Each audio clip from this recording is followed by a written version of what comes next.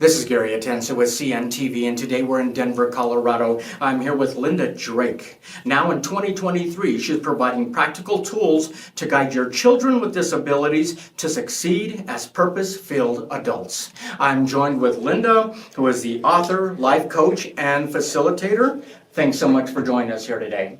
Thanks for having me, Gary. This is great. I'm going to start off a little bit about yourself. And you were formally educated with a bachelor's degree from the University of Nebraska at Omaha in organizational communication.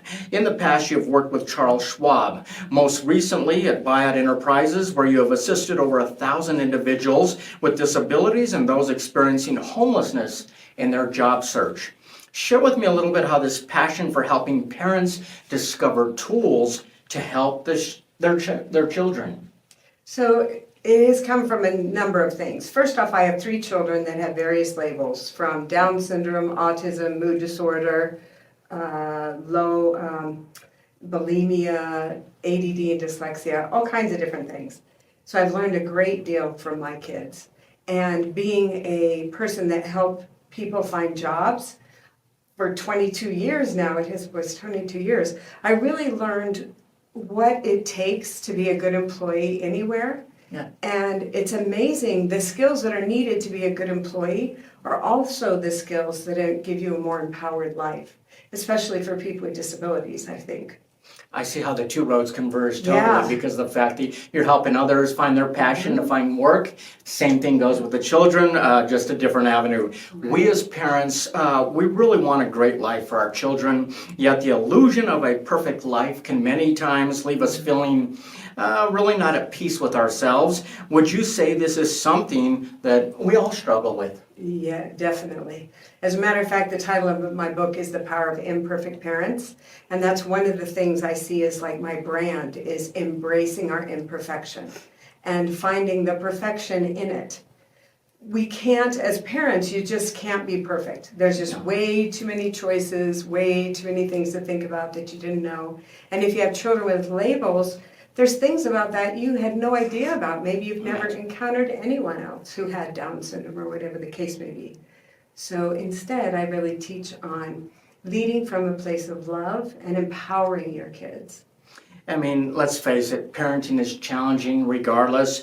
Would you say even more so raising children with labels, like you said, Down syndrome, autism, mood disorder? Yet on your journey, is this where you have actually gained your peace and power because you went through that journey? Absolutely. My kids have been incredible teachers.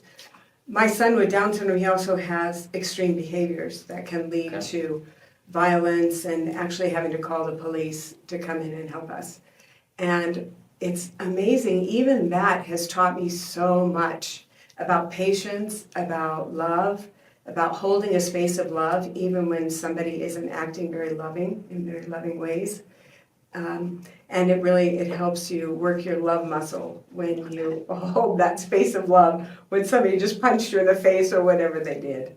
And children in general help us exercise our love muscle, much less with labels or whatnot. Yes. By raising your 3 powerfully imperfect children, did you find you were able to embrace your own imperfections as a parent? And has that allowed you to really let go of the stress and learn to, like you say, let love lead the way? And would you say there was an actual turning point during that, or was it kind of a gradual process?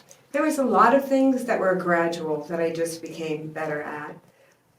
Recently, both my mother and my husband passed away last October, which is why I quit my job at Buyout and became my son's caregiver. So I've had time to reflect that I didn't before.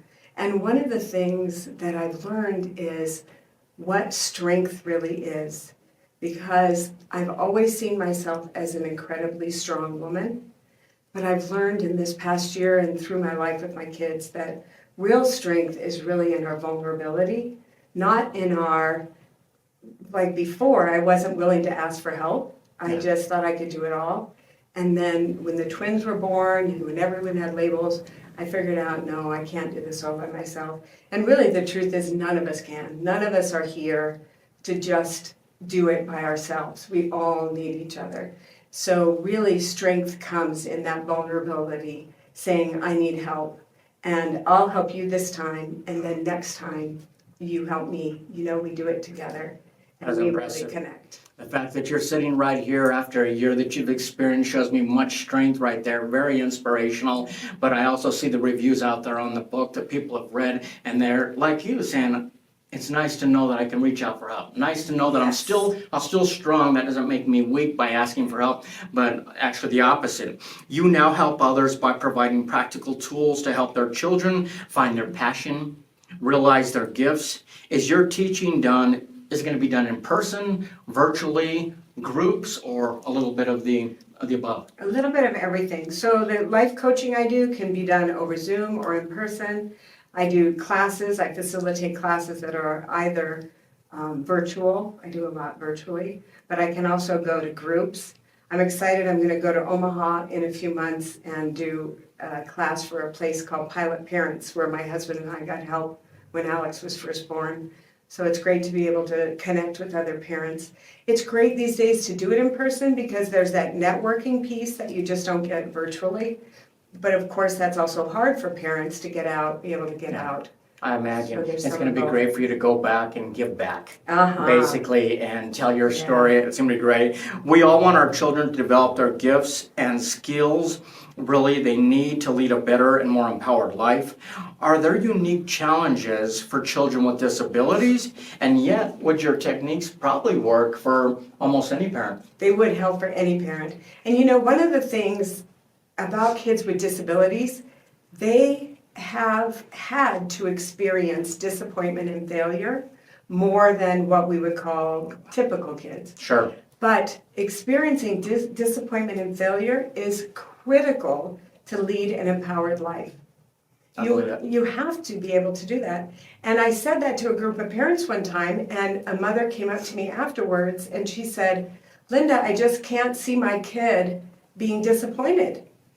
And I asked her, when is that going to end? When somebody asks your kid for a date and they say no, are you going to call that kid and say, "You have to date my kid"? It's just not going to work.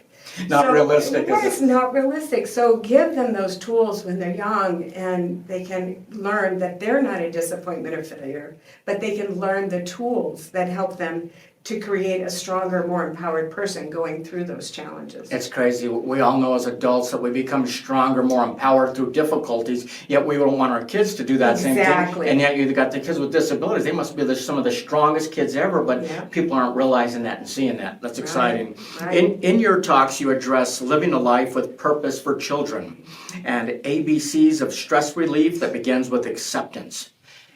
How important is that first step, acceptance? Oh, you have to accept. You have to accept all that's going on in your life, or you can't change anything. You can't, and you can't make any different choices if you don't first say, this is what's going on. That's what it is. This is what it is. Down syndrome, this is what it is. Autism, this is what it is. I can learn about it, and that helps me empower my kid, give them the tools that they need to lead the best life they can. The biggest thing, the biggest challenge I think for parents is not accepting mental health issues. Because there's still such a stigma around it. Sure. And it's easier to say, oh, my kid doesn't have that challenge because you can't see it. But it is the most critical one to get them the help they need right away. And getting them the help they need right away gives them a much better outlook on life. Much Absolutely better. so. We Much usually better. accept physical ailments because we understand them. Yeah. We don't understand mental ailments, so we just Yeah. rather pretend they don't exist. Yeah. Very good point. This is not only about taking care of these children, but also for the parents, taking care of themselves as well. Is it critical they take time and have strategies for a little self-care? Absolutely. Oops. So critical. They need to love themselves. That's the C of the ABCs. Okay. Is cherish yourself.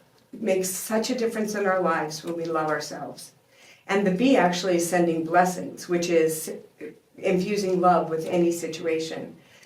That has been so life-changing for me, that one practice of sending blessings. And that's a great way of self-care, because it's something you can do in any situation and improve the situation by infusing it with love. That's excellent. As an author, you teach with the written word. Give us an overview what parents will learn in your book, The Power of Imperfect Parents. What I hope they learn, there's 4 things I hope they learn: to learn, laugh, love, and let go. But there are chapters in there with tips on everything from acceptance, from money, sexuality, which is critical, how to deal with siblings, which can be a challenge when one of your children takes up so much time. It can be very hard to balance.